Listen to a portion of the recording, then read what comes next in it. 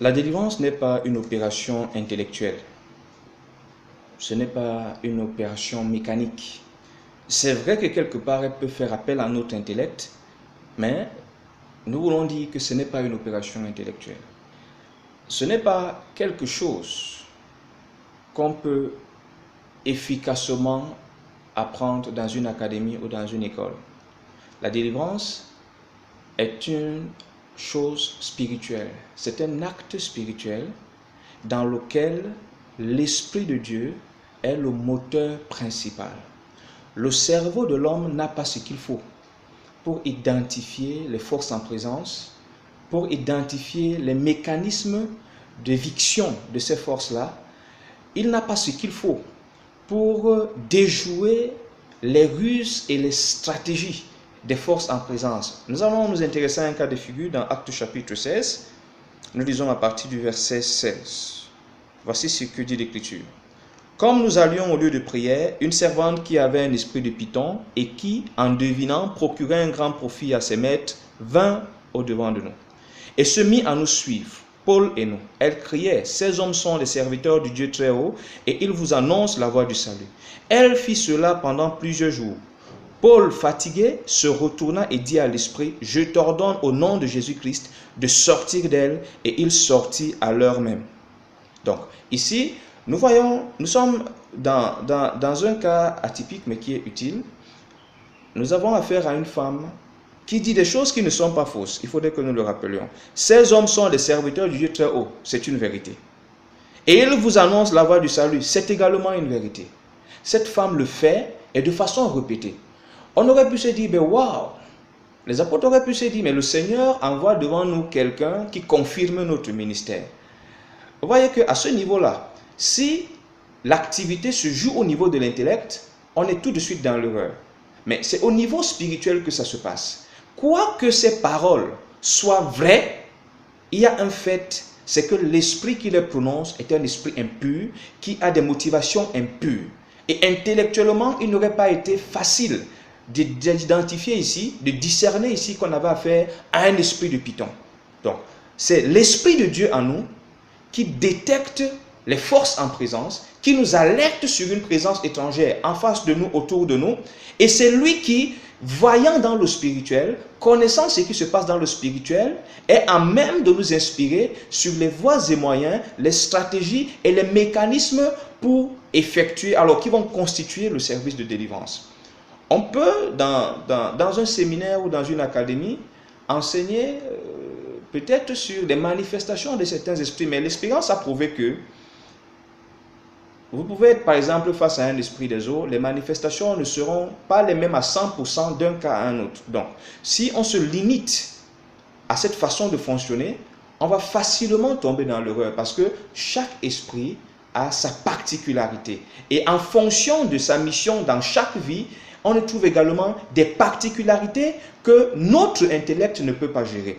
On pourra facilement nous enseigner des causes ou les portes ou des choses qui peuvent faciliter une activité démoniaque ou alors faire prospérer une activité démoniaque. On peut même nous expliquer des trucs et astuces qui peuvent permettre de mettre mal à l'aise un esprit mauvais dans le corps d'un individu, mais pour arriver à une victoire totale, nous avons besoin de la direction du Saint-Esprit. Nous nous rappelons de Jésus lorsque la femme qui avait la perte de sang le touche dans Matthieu 9. Quand elle le touche, il sent qu'une force l'a quitté. Ici, notre sensibilité spirituelle est fortement requise. Laquelle sensibilité spirituelle est l'expression de la vie de l'Esprit de Dieu en nous.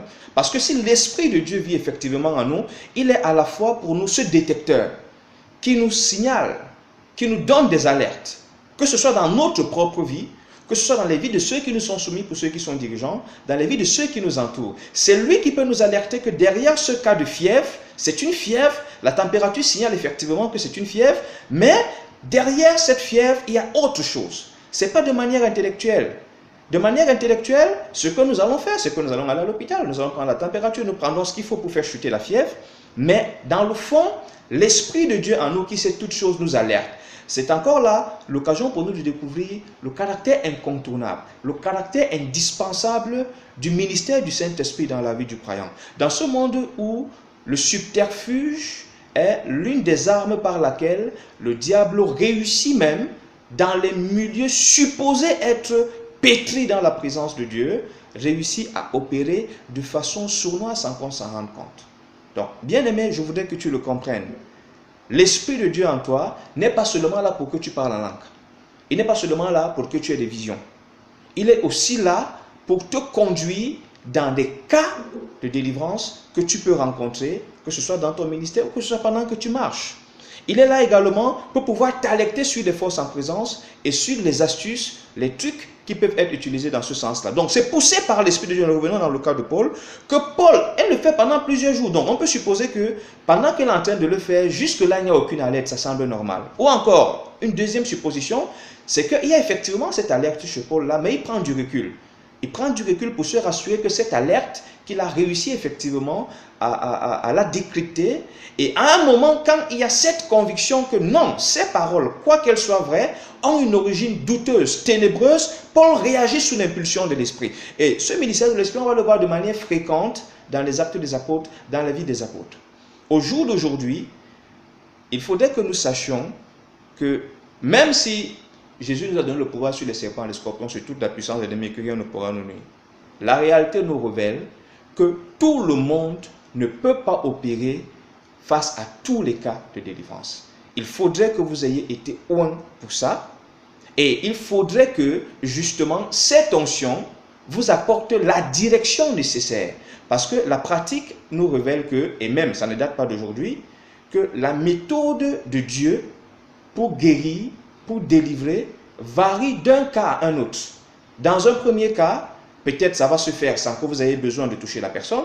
Dans un autre cas, ce sera simplement les déclarations. Un autre cas, l'Esprit de Dieu peut vous inspirer de conduire la personne à un moment de repentance. Ce moment de repentance met mal à l'aise l'esprit qui habite la personne et du coup le travail commence. Un autre cas de figure va nécessiter que la personne soit soumise à un jeûne. Donc en fait, ça varie d'un cas à un autre. Et il est donc important que notre communion avec Dieu, notre relation avec le Saint-Esprit soit bonne. Parce que c'est lui qui nous alerte. Et nous devons être capables effectivement de saisir ces alertes-là. Et en même temps, c'est lui qui nous dirige. C'est lui qui sait. Parce que la personne face à nous, nos yeux ne voient pas ce qui se passe. Nous avons souvent des gens qui ont mal aux yeux. Nous savons qu'ils ont mal aux yeux.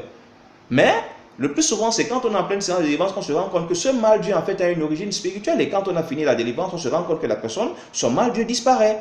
Donc, restons éveillés. Je souhaiterais que nous retenions d'abord que la délivrance n'est pas une activité intellectuelle, ce n'est pas une activité mécanique, c'est une activité spirituelle. C'est un ministère qui a pour moteur, pour catalyseur, pour force l'action du Saint-Esprit en celui qui opère cette délivrance, en ce disciple de Christ qui est face à un besoin de délivrance. C'est le Saint-Esprit qui discerne, c'est le Saint-Esprit qui alerte et c'est aussi le Saint-Esprit qui dirige. Que le Seigneur nous bénisse.